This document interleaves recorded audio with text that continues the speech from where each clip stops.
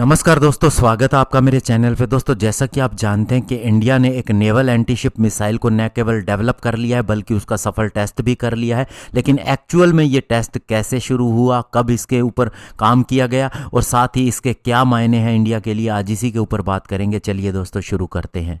तो दोस्तों, बुधवार को इंडियन नेवी ने बताया कि उसने अपनी एंटीशिप मिसाइल का सफल परीक्षण कर लिया है, जो कि इस तरह की मिसाइल का पहला टेस्ट था। और इस नेवल एंटीशिप मिसाइल को सी किंग हेलीकॉप्टर से फायर किया गया बालासोर के अंदर, और ये टेस्ट पूरी तरह से सफल रहा है। तो दोस्तों, अगर हम इसकी हिस्ट्री में जाएं तो सबसे पहले 2018 के अंदर इस तरह के एंटीशिप मिसाइल को डेवलप करने के बारे में कहा गया था, जब हमारी उस समय की डिफेंस मिनिस्टर निर्मला सीतारमण जी ने डीआरडीओ के नए प्रोजेक्ट्स की एक लिस्ट जारी की थी और कहा था कि ये अभी टेक्नोलॉजी डेमोन्स्ट्रेशन फेज के अंदर है। और उसके अंदर ये नेवल एंटीशिप मिसाइल भी था, जिसे NASMSR के नाम से भी जाना गया, जिसका मतलब है naval antiship missile short range. और उस डॉक्यूमेंट में यह भी बताया गया था कि इसके लिए फंड भी एलोकेट किया गया है गवर्नमेंट की तरफ से 434 करोड़ रुपए का। और इसके बाद में डिफेंस एक्सपो 2020 के अंदर भी डीआरडीओ के द्वारा इसी प्रोजेक्ट का एक स्केमेटिक डिजाइन भी शो किया गया। और साथ ही अगर इसके डिटेल में जाएं जो डीआरडीओ ने बताया है, तो ये दोस्तों 380 किलोग्राम वेट की मिसाइल है, जिसकी रेंज 55 किलोमीटर तक है। इसे हेलीकॉप्टर से ही लॉन्च करने के लिए बनाया गया है। इसकी स्पीड 0.8 मैक है और साथ ही इसके अंदर इमेजिंग इंफ्रारेड सीकर लगा है, जिसका मतलब ये है कि ये टारगेट के हीट एमिशन को कैच करके उसे डिस्ट्रॉय करता है। और इस मिसाइल के अंदर 100 किलोग्राम का वारहेड लगा है, जिससे ये न केवल पेट्रोल बोट्स को बल्कि बड़े वारशिप को भी डिस्ट्रॉय कर सकता है। और दोस्तों, सबसे बड़ी बात यह है कि ये सी लेवल से 5 मीटर की ऊंचाई पर क्रूज करता है टारगेट के नज़दीक जाने पर। यानी दोस्तों, हम ये कह सकते हैं इसके अंदर सी स्किमिंग की भी कैपेबिलिटी है, जिसकी वजह से इसे ट्रैक करना मुश्किल होता है और सरफेस टू एयर मिसाइल और गन के द्वारा भी इसे शूट डाउन नहीं किया जा सकता। और दोस्तों, अभी ये भी कयास लगाए जा रहे हैं कि डीआरडीओ इसी वेपन सिस्टम को ज़्यादा रेंज के लिए भी डेवलप कर रहा है।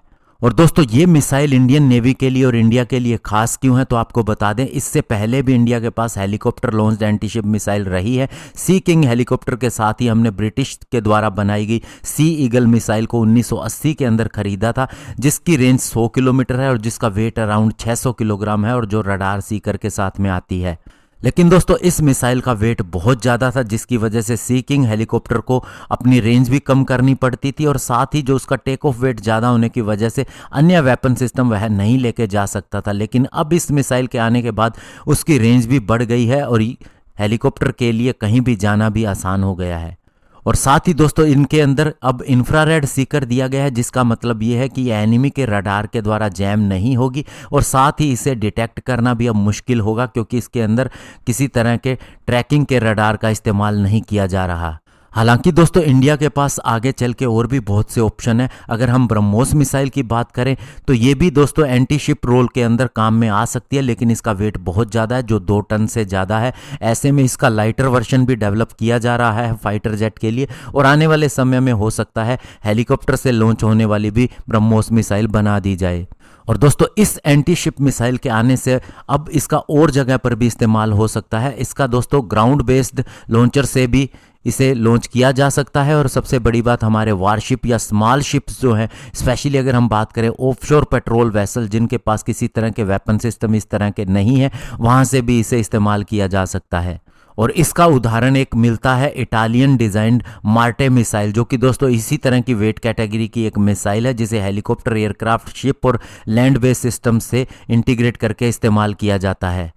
और इसके अलावा दोस्तों, इसका लाइटर वारहेड है। इसका मतलब ये नहीं है कि ये ज़्यादा डैमेज नहीं कर सकता, ये अच्छा खासा डैमेज कर सकता है किसी भी शिप के अंदर। अभी रिसेंट उदाहरण देखें तो रशियन वारशिप मॉस्कोवा को भी ब्लैक सी के अंदर डुबो दिया गया, और 1982 के अंदर ब्रिटिश वारशिप फाल्कलैंड्स वार के दौरान भी डिस्ट्रॉय हो गया था। और इसके पीछे कारण ये भी है कि मॉडर्न नेवी शिप के अंदर इतना फ्लेमेबल मटेरियल होता है कि इस तरह का वारहेड इनफ होता है उन्हें डैमेज करने के लिए। तो दोस्तों, ऐसे में जहां चाइना अपनी नेवी को स्ट्रॉन्ग करने में लगा है और पाकिस्तान भी अपनी नेवी को मॉडर्नाइज करने की तरफ आगे बढ़ रहा है, ऐसे में इंडिया के इस पोटेंट वेपन सिस्टम का आना कहीं ना कहीं उनकी चिंताएं बढ़ाएगा और इंडिया के लिए ये बहुत ही बड़ी बात है। धन्यवाद। जय हिंद।